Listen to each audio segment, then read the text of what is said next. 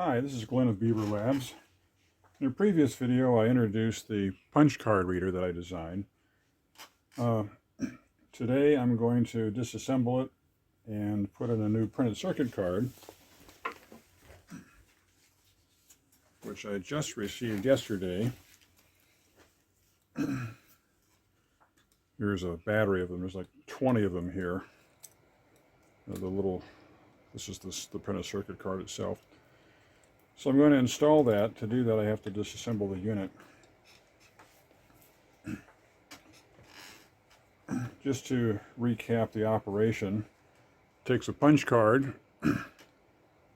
which you put in the unit here, start the motor, and then it feeds itself through. And reads from the sensors through the means of an Arduino and then back to a PC or some other unit with the decoded characters. So this breadboard is going to go away because it'll be replaced by this printed circuit card, and this will be installed underneath this unit.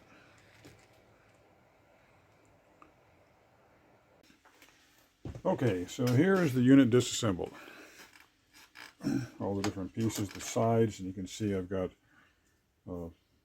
parts on here to hold the ball bearing. Look like this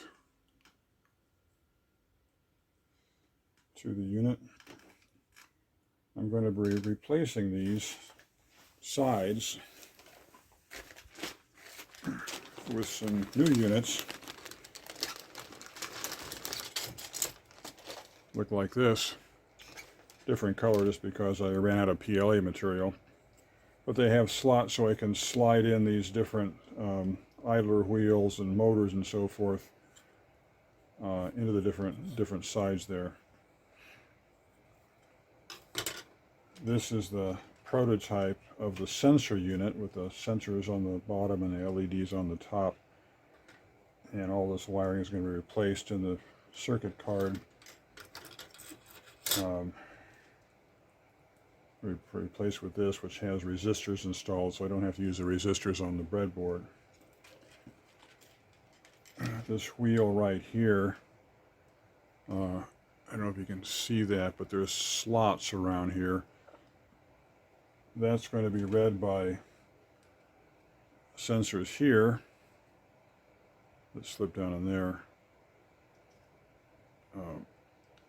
to determine the speed the motor is operating, so I can determine the spacing between the punches that I need to. So the next step is going to be to disassemble this, put the LEDs on the circuit card, and then reinstall the whole business. At my workbench, this is the business end of the punch card reader, which I showed you before, but you can see it a little bit more closely now. The LEDs are in there, but I just have it haywired together with kind of a fake printed circuit board there as a placeholder. So what I'm going to do is remove this and move the LEDs and sensors to these boards. That's the transmitter, and this is the receiver. Same printed circuit board, they just have different value resistors and of course a different LED unit. So I've got this set up with my soldering iron and a ventilation fan here that draws the fumes away from me. I don't know if you can see this, but I'll just kind of touch this. You can see the fumes go back that way, keep it away from me. It's particularly useful if you're using leaded solder. So I'm not going to run through this whole process, but I want you to see the setup as I get started with this. I will say though, there's a couple of ways of pulling solder away from the joint. So what I'm kind of fond of is called a solder pullet. You heat up the joint, and there's a suction in here. You push the trigger once you get the joint heated up, and it sucks excess solder away from the joint, and I can pull them apart since I just tacked them together in the first place. Another way is to use solder wick, which is often a better choice, but a little harder to work with.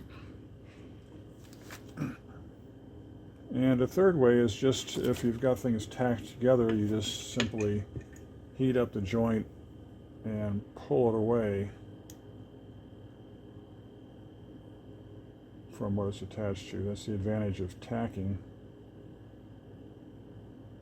If I can get this heated up enough.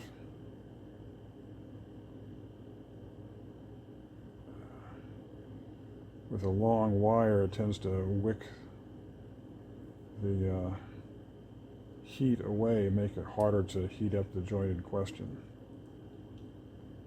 There we go. Do a couple of these since I'm on a roll.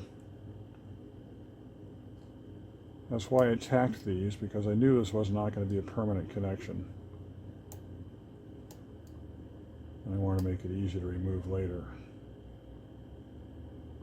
So rather than mess with the solder wick or the solder pullet, I'll just simply pull it away as it warms up. Okay.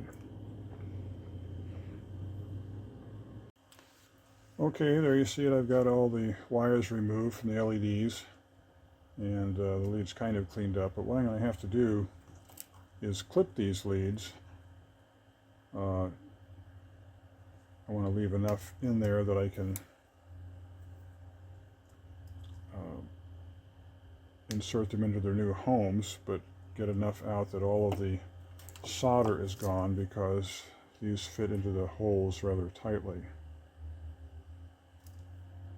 So that's the sort of thing I'll do when I pull this unit off. Then I can pull them out of this fake PCB board and insert them into these. Okay, I'm just pulling these screws out to keep this whole assembly together, one on each side. And so here's this, what I'm calling a fake printed circuit board, that's got the LEDs attached to it. It's the other side of where I was showing the wiring before.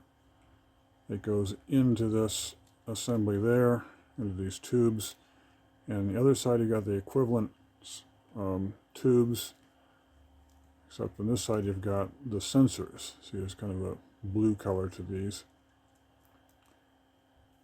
And when these are together, the card slides through that slot in the middle and either detects a hole or not as it goes through. And while I'm at it, I'm going to replace this piece with this piece. From the distance they look the same, but if you look closely at the end here, you see this one has some slots right there and there, and this one does not. That's to give me a tray to poke some wires through to get from one side to the other. I can see how this is going. I'm removing them, what I'm calling the fake PCB board. I call it fake because I actually 3D printed this along with the resistor values on there, or the bumps. And I'm poking them into here, haven't soldered them yet. You can see how they're going to fit down into this. I'm going to break away here for a minute. You can see my workstation over here that we've been filming. But right next to it is a 3D printer, and I've got it printing up a part right now. This is a Prusa Mini, self-leveling. I really like this. It's a little bit small for some things, about 7 inches across, I think. But for just about everything I've ever wanted to make, this has been adequate size. Mostly I'm making small parts. Okay, so I've got all of the IR sensors soldered onto the board. And they, of course, go in here.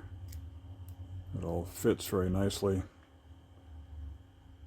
I left the last one blank because I'm going to use that on the sensor wheel. The LED will be remotely located.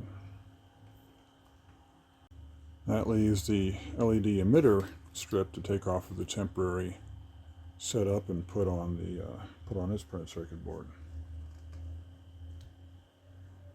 So we'll brace it in here. This will be kind of unstable. And see if we can just kind of peel back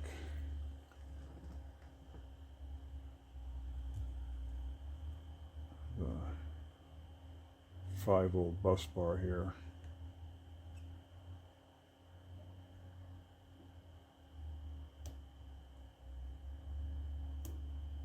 Yeah, just tacked on there.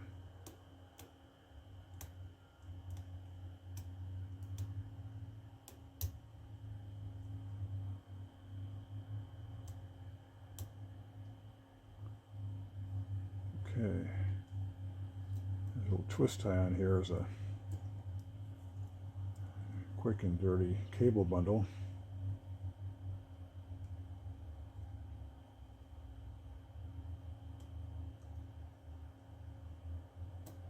Probably should have a bigger iron for this operation. Anyway, we'll finish that up and transfer those LEDs.